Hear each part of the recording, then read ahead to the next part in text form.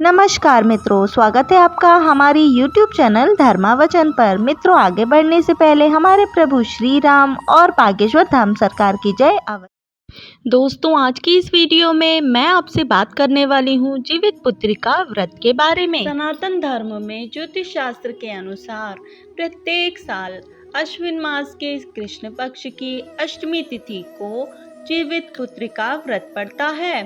इस व्रत को जितिया और जितिया व्रत भी कहते हैं। मित्रों, इस व्रत को पूर्वांचल समाज की महिलाएं अपने पुत्रों की दीर्घायु व पुत्र रत्न की प्राप्ति के लिए निर्जला रखती हैं। मान्यता है कि शास्त्रों के अनुसार विधि विधान से जितिया व्रत रखने से पुत्रों की आयु दीर्घायु हो जाती है और मित्रों, घर परिवार में भी सुख समृद्धि का आगमन होता है।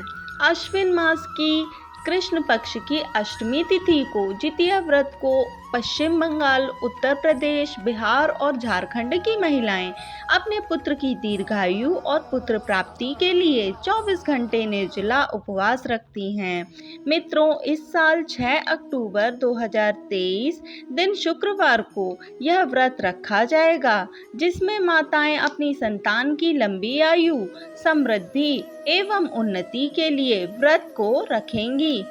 व्रत वाले दिन ब्रह्म मुहूर्त में उठकर स्नान करने के बाद मड़वे की रोटी, दही, चूड़ा, चीनी और अन्य चीज़ों के प्रसाद तैयार किए जाएंगे, जिन्हें देवी देवताओं और अपने पूर्वजों को अर्पित करने के बाद पूरा परिवार इस प्रसाद को ग्रहण करता है। प्रसाद ग्रहण करने के उपरांत ही अगले 24 घंटे तक व्रत करने वाली महिलाएं किसी भी तरीके का फल फूल या जल ग्रहण नहीं कर सकती। व्रत वाले दिन शाम के समय नदी, तालाब, समुद्र आदि के किनारे बैठकर जितिया बंधन वाली कथाएं सुनती हैं। इसलिए इस व्रत को काफ़ी कठिन व्रत भी माना जाता है। जितिया व्रत के एक दिन पहले से सभी तामसिक भोजन जैसे लहसुन, प्याज, मांसाहारी आदि का त्याग करना चाहिए। मित्रों, पौराणिक कथा के अनुसार बहुत समय पूर्व एक गरुड़ और एक मादा लोमड़ी नर्मदा नदी के पास एक हिमालय के जंगल में रहते थे। दोनों ने कुछ महिलाओं को पूजा करते और उपवास करते देखा और खुद भी इसे रखने की कामना कर ली। उनके उपवास के दौरान लोमड़ी के कारण बेहोश हो गई और चुपके से भोजन ग्रहण कर लिया। दूसरी ओर चीन ने पूरे समर्पण के साथ व्रत का पालन किया और उसे पूरा किया। परिणाम स्वरूप लोमड़ी से पैदा हुए बच्चे जन्म के कुछ दिन बाद ही खत्म हो गए और चील की संतान लंबी आयु से धन्य हो गई। मित्रों, इसी प्रकार दूसरी कथा भी है। जीमूतवाहन गंधर्व नाम के एक बुद्धिमान राजा थे। जीमूतवाहन शासक बनने से संतुष्ट नहीं थे और परिणाम स्वरूप उन्हें अपने भाइयों को अपने राज्यों की सभी जिम्मेदारियां दी और अपने पिता की सेवा के लिए वे जंगल में चले गए। एक दिन जंगल में भटकते हुए उन्हें एक बुढ़िया विलाप करती हुई दिखाई दी। उन्होंने बुढ़िया से रोने का कारण पूछा।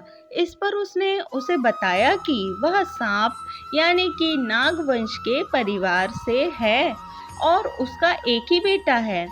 एक शपथ के रूप में हर दिन एक सांप पक्षीराज गरुड़ को चढ़ाया जाता है और उस दिन उसके बेटे का ही नंबर था। उसकी समस्या सुनने के बाद जीमूतवाहन राजा ने उन्हें आश्वासन दिया कि वह उनके बेटे को जीवित वापस लेकर आएंगे। तब वह खुद गरुड़ का चारा बनने का विचार कर चट्टान पर लेट जाते हैं। तब गरुड़ जी आते हैं और अपनी उंगलियों से लाल कपड़े से ढके हुए जीमूतवाहन को पकड़कर चट्टान पर चढ़ जाते हैं। उसे हैरानी होती है कि जिन्हें उसने पकड़ा हुआ है वह कोई प्रतिक्रिया क्यों नहीं दे रहा। तब वह जीमूतवाहन से उनके बारे में पूछते हैं। तब गरुड़ जीमूतवाहन की वीरता और परोपकार से प्रसन्न होकर सांपों से कोई और बलिदान न लेने की शपथ लेते हैं एवं वादा करते हैं। मान्यता है कि तभी से ही संतान की लंबी उम्र और कल्याण के लिए जितिया व्रत मनाया जाता है। मित्रों, जितिया व्रत की कथा महाभारत काल की घटना से जुड़ी है। कथाओं के अनुसार महाभारत युद्ध में अपने पिता गुरु द्रोणाचार्य की मृत्यु का बदला लेने की भावना से अश्वत्थामा पांडवों के शिविर में घुस गए। शिविर के अंदर 5 लोगों को उन्होंने सोया पाया।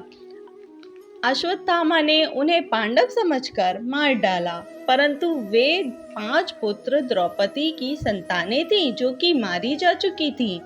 उसके उपरांत अर्जुन ने अश्वत्थामा को बंदी बनाकर उसकी दिव्य मणि उसके माथे से निकाल ली। अश्वत्थामा ने फिर से बदला लेने के लिए अभिमन्यु की पत्नी उत्तरा के गर्भ में पल रहे बच्चे को मारने का प्रयास किया। उसने ब्रह्मास्त्र से उत्तरा के गर्भ को नष्ट कर दिया। तब भगवान श्री कृष्ण ने उत्तरा की अजन्मी संतान को फिर से जीवित कर दिया। गर्भ में मरने के बाद जीवित होने के कारण उस बच्चे को जीवित पुत्रिका के नाम से भी जाना जाने लगा। तब से उस समय से ही संतान की लंबी उम्र के लिए जितिया व्रत को रखा जाने लगा। मित्रों, आज की वीडियो में बस इतना ही। उम्मीद करते हैं हमारे द्वारा दी गई जानकारी आपको पसंद आई होगी। अगर यह वीडियो आपको तनिक भी पसंद आया हो तो प्लीज़ हमारी वीडियो को लाइक व शेयर ज़रूर कीजिएगा। अगर अभी तक आपने हमारी चैनल को सब्सक्राइब नहीं किया है तो आपसे हमारी हाथ जोड़कर प्रार्थना है कि प्लीज़ हमारी चैनल को सब्सक्राइब कर लें। मित्रों, हमारे वीडियो में अंत तक बने रहने के लिए आपका तहे दिल से धन्यवाद।